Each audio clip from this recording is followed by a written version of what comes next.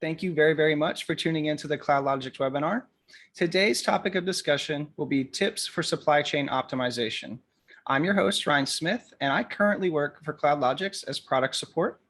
CloudLogix is a SaaS company that provides supply chain software and consulting services to help make your supply chain clear and simple. Today with me, I have Jalen Wallace, the VP of Product and Support for CloudLogix, who has almost 20 years of experience in the SaaS and supply chain industry. And not only does she bring 20 years of experience to CloudLogix and a wealth of knowledge in that arena, but get this, a little fun fact about her is she is a certified Texas barbecue judge and a renowned barbecue enthusiast. Jalen, thank you so much for being here today. Thank you. It's a pleasure. That's quite an intro.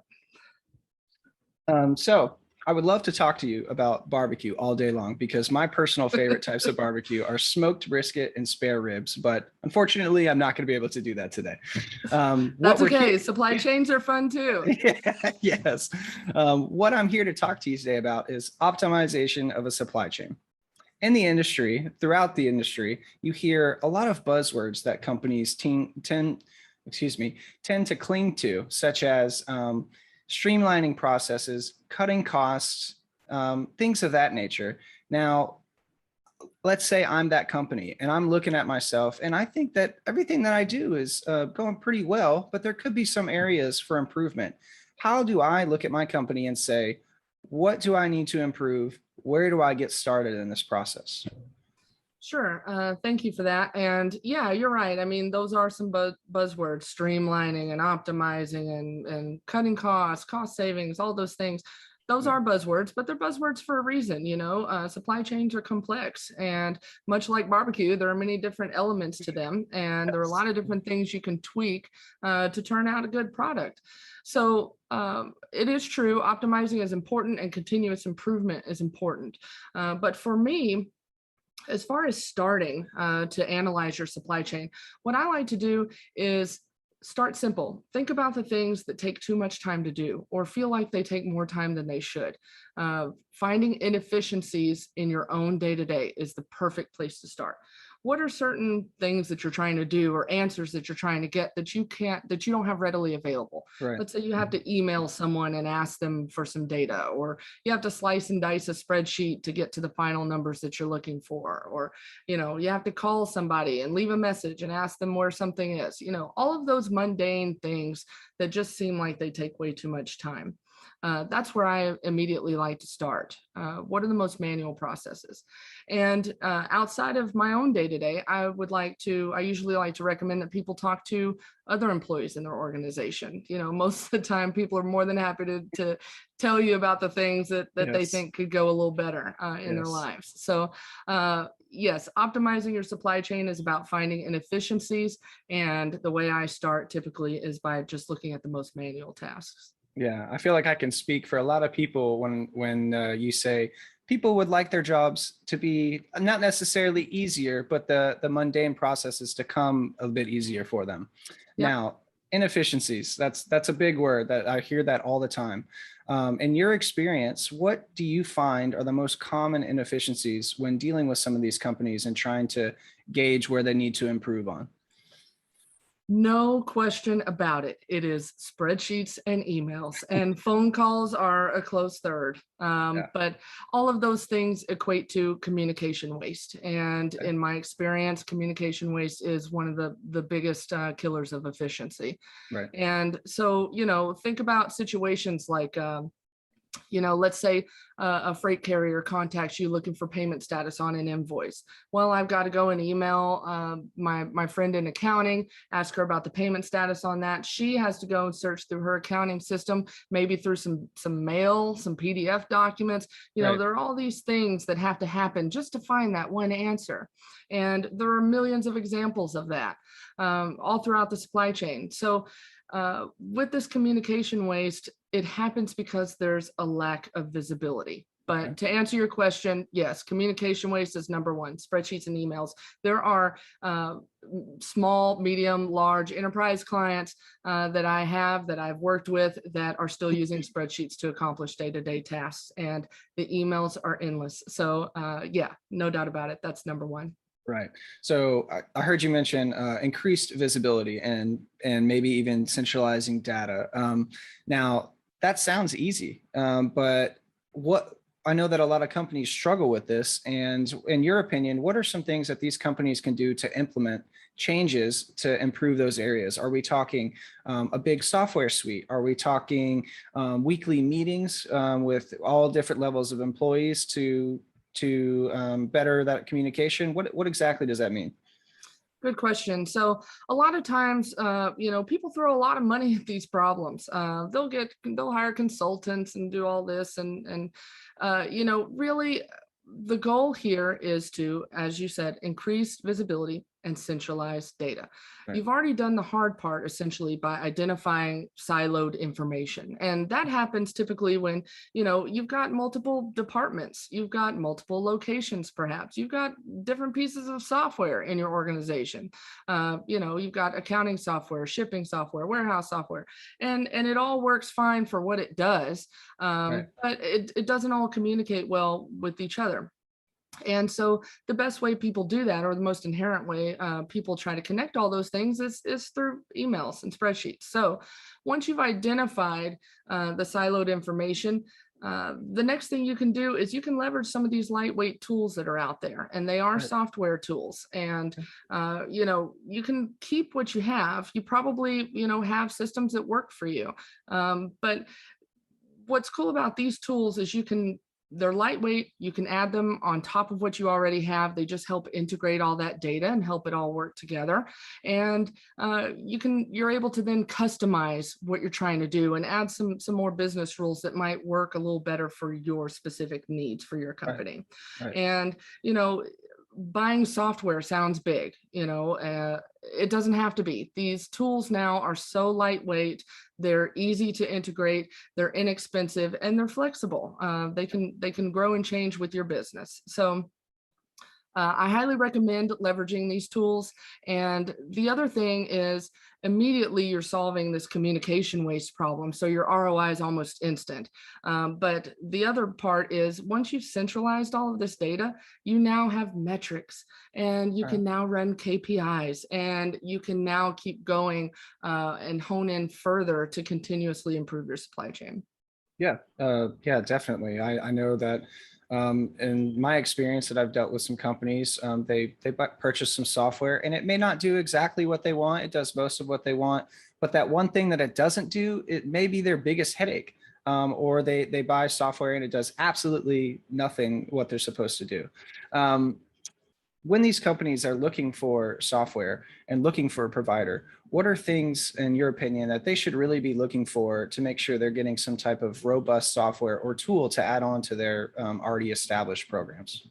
Sure. Well, when you're looking for new software or a new tool, I like to use the word tool over software because software just sounds really, really big. But when you're looking for a new tool, you definitely want something that's going to be cost effective. It should fit Right. your budget. Absolutely. And the billing should be easy and predictable. As soon as you start speaking with someone who says, oh, well, we need to work up a custom rate for you, or, our billing is transaction based, the more you use the system, the more you pay, which is backwards. It should be easy, predictable billing. They should also be able to implement for you very quickly. And they should have a support team that can be responsive. There are companies that I've worked with, and even companies that I've purchased software tools from, where they're right alongside you throughout the entire startup process. But as soon as those training wheels come off, they're nowhere to be found. Yeah. So, Yes. you can email them with a question or an issue, or you can try to call. You'll be on hold forever. It may be a day or two before you hear back on that email. So anyway, you definitely need to have a provider that can support you throughout your entire journey with them. And they also need to be flexible. They should be able to flex and move with you and your company as you grow and change.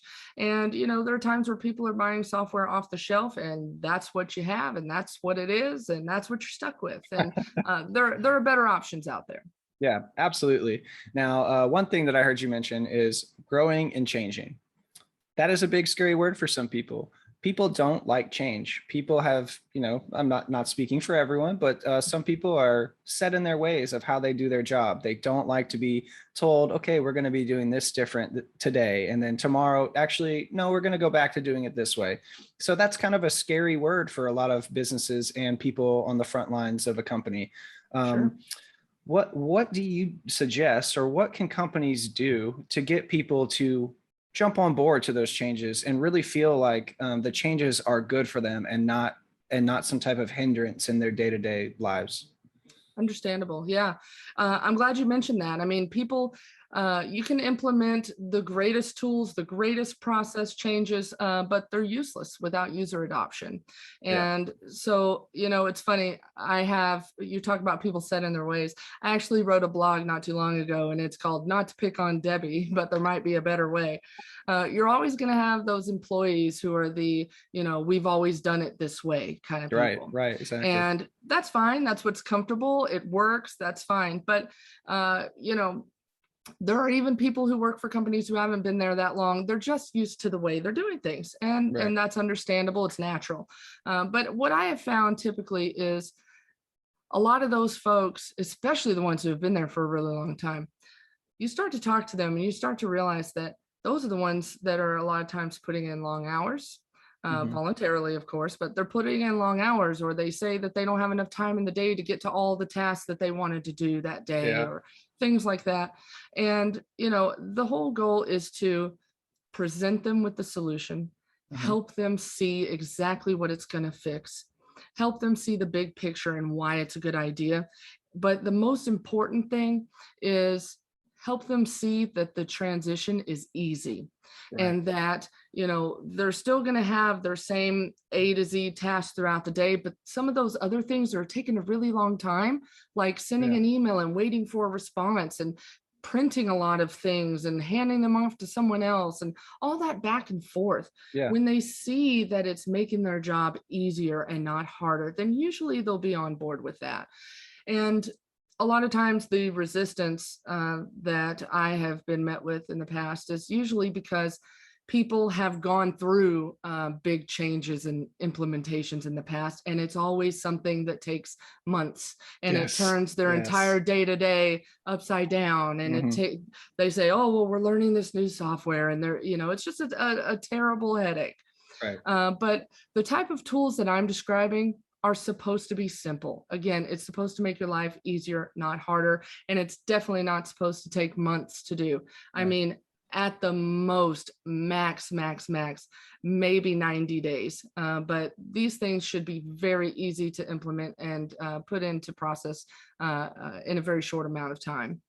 So that's, to summarize, you can usually get buy-in if you're including them in the process and you help them see that it's going to be easy. Okay. Yeah. So let's say I'm that company. I've figured out what I wanted to do. I've found a tool or software solution that really has made a lot of our lives easier. Employees seem to be a little bit happier. How do I, as my company, look to the future and say, while this software is easier and people are a little bit happier, is it really helping me? How do I look 10 months from now, 2 years from now down the line? How do I know that it's really effective for my business? Data is everything. So once you have centralized that data, as I mentioned earlier, you now have metrics. You can now pull all kinds of things. You start to notice that time management is more efficient. You start to notice that your departments now have the bandwidth to take on more projects. Your company can now grow because you're getting rid of a lot of those mundane tasks. And you'll start to see actual monetary changes. You can see freight spend go down. You can see costs for material to go down, because the whole goal here is when you're centralizing data, you can now make more effective decisions. Great. Yeah. So do you have anything else that you would like to add on to the end of that in terms of data visibility or just centralizing your data? Well, we've just skimmed the surface today. A supply chain is complicated, but optimizing it doesn't have to be. Right. What we've talked about today is just where to start. But as soon as you get rid of some of those manual processes and you get all the data together, then you can start honing in on specific areas of your supply chain and start to improve those a little bit more in the weeds. So, again, you want to start by let's cut down on those emails. Let's cut down on those spreadsheets. That starts to boost morale, makes people happier because they feel like they're getting more done. And then we can start to focus on specific departments, specific areas of the supply chain. Now, some of this may sound like common sense, but you would be surprised how many people really overcomplicate this task. Yeah. Just start simple. Start with those things that just those little annoyances that frustrate people each day. It really just all starts with automation. Right. Like you said, keeping it simple, I always think of that acronym, and sometimes it may be a little bit mean, but keep it simple, stupid. You want people to keep their day-to-day work lives simple, and you want everyone to be like on board and happy with their day-to-day procedures. Now, well, that's the CloudLogix tagline, right? Yeah, Supply chain exactly. clear and simple. Exactly. It doesn't have to be scary. Right. Well, I think that's going to be it for us today. So we're going to go ahead and wrap up this session. I'd like to thank everybody again that tuned in. Thank you, Jaylyn, for all your insight and for answering all my questions that I had to you. Everyone, please be on the lookout for upcoming webinars where we'll be taking a deeper dive into some other topics such as supplier management, transportation management, and carrier invoice management. If you'd like to get more information about CloudLogix, please feel free to visit our website, cloudlogix.com. That's cloud, LOGIX.com, or you can connect with us on LinkedIn at CloudLogix. We would love to connect with anybody that has participated in our meeting and learn how we can make your supply chain clear and simple. Jaylyn, thank you again so much. And everyone that joined in, thank you again. Have a great day. Thank you.